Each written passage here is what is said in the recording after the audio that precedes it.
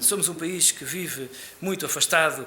Aliás, ainda há 2 semanas, o grande compositor português António Pinho Vargas defendeu uma tese de Sociologia em Coimbra com um tema muito engraçado, que é a ausência da música portuguesa no contexto europeu. Isto aqui pode dizer a ausência da discussão em Portugal. Como sabem também, ao contrário do que as pessoas pensam, não é o beisebol o desporto fundamental dos americanos, é sim os tribunais.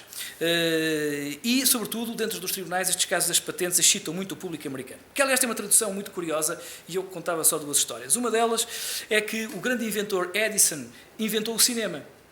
E, obviamente, patenteou o invento. E essa é uma das razões pela qual o cinema se deslocou para Hollywood, que é para não terem chatices com a patente do Edison. Os próprios irmãos Lumière, que passam por ser os inventores do cinema, foram expulsos dos Estados Unidos e perseguidos pela polícia. O Edison, obviamente, vivia das patentes e nada mais. Vem hoje no Jornal Público uma coisa muito engraçada, uma frase dele, diz que só se divertia todos os dias, nunca trabalhou, só se divertia a patentear tudo aquilo que fazia. Outra história muito engraçada é o presidente Lincoln, o presidente norte-americano Lincoln, que era advogado de profissão, que ele próprio tinha uma patente, que era um casco de um barco especial, e ganhava a vida fazendo conferências sobre patentes, que ele considerava que o sistema das patentes era a segunda revolução americana, tão importante como a primeira, e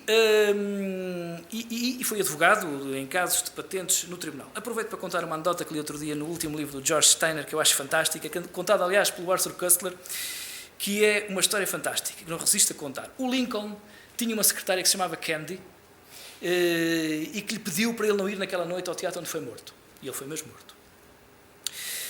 O presidente John Candy, tinha uma secretária que se chamava Lincoln e que lhe pediu para ele não ir a Dallas, rogou-lhe e ele foi morto.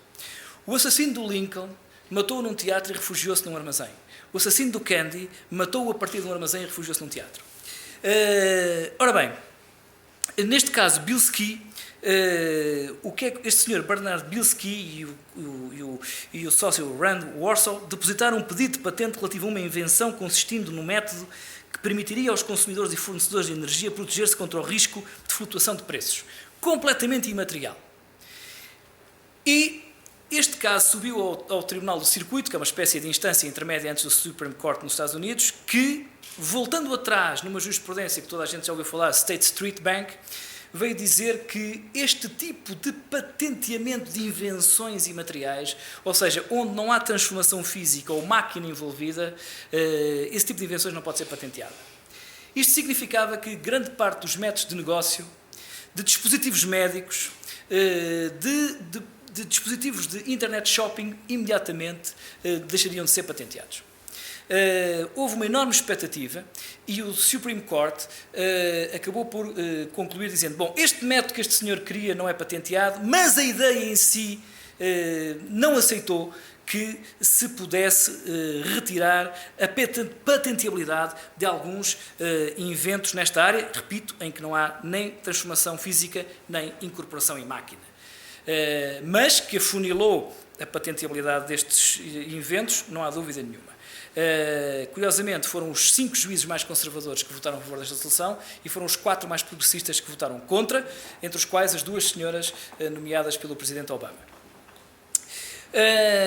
Repito que este caso, se tem vencido a opinião contrária, teria sido uma segunda revolução na internet e todos os métodos de negócio deixariam de ser patenteados.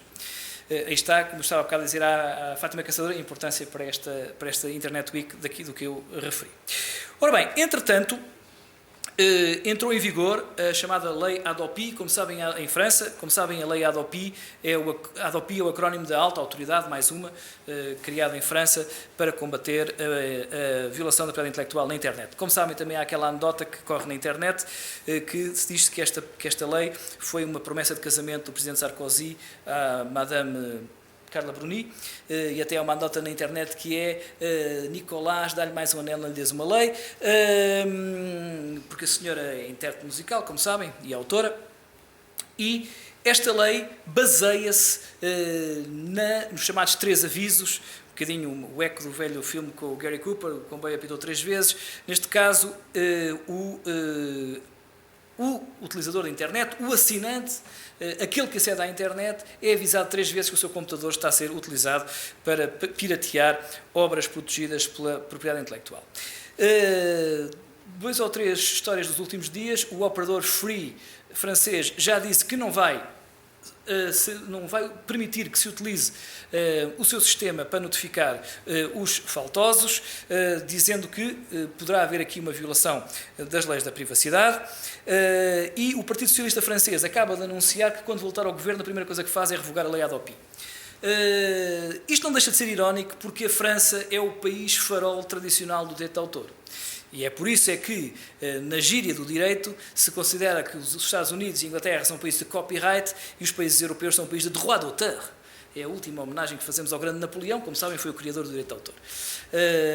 Ora bem, não deixa de ser irónico que, no país do droit d'auteur, se tenha criado uma lei, aliás, para comemorar o centenário do Statute of Anne, uma lei inglesa, que foi a primeira lei mundial de direito de autor. Aliás, é engraçado, porque os direitos da propriedade intelectual, hoje talvez já não, mas nascem de 3 revoluções: a Revolução Inglesa, a Revolução Americana e a Revolução Francesa.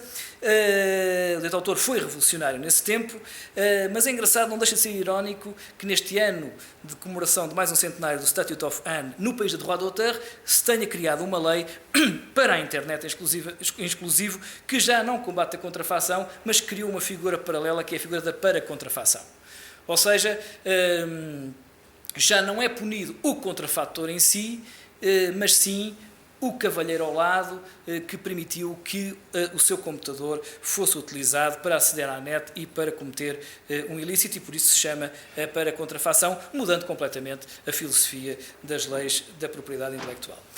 Em resumo, 2 ou 3 notas, antes de vos agradecer a todos a paciência. O direito da internet está-se a fazer muito a partir do caso prático. A ideia de que os intermediários não são responsáveis, só passarão a ser responsáveis uma vez notificados do ilícito que passa algures no seu sistema.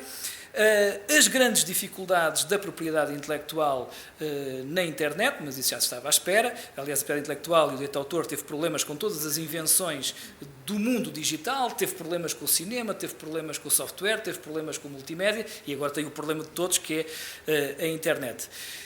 Alguma criatividade dos tribunais e das entidades de arbitragem, que vão fazendo o direito de todos os dias, ou seja, aquilo como eu anunciei, e calme já o tal direito em carne viva. Muito obrigado.